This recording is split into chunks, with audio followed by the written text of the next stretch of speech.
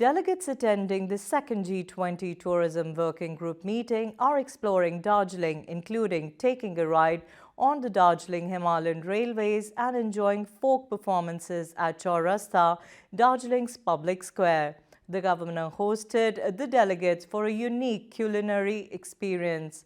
West Bengal Governor C.V. Ananda Bose sees this as an opportunity to showcase the best of India to the world and believes Darjeeling will become a darling destination.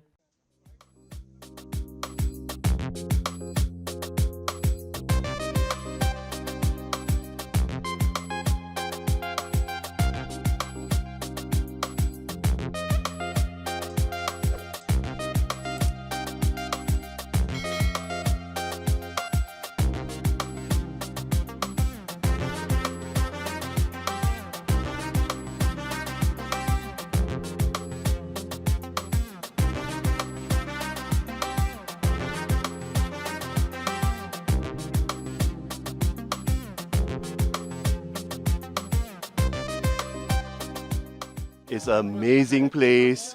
I couldn't get a better view and a better weather here.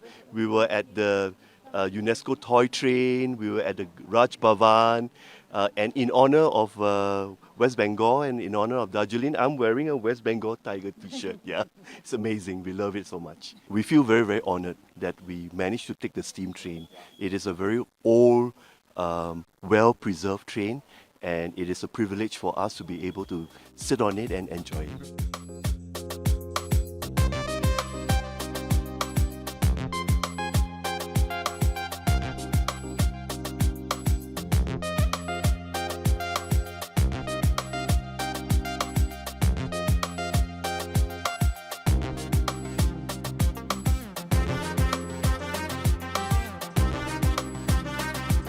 We are delighted to have a cross-section of the world coming to the Raj Bhavan here, represented by the ambassadors and high commissioners.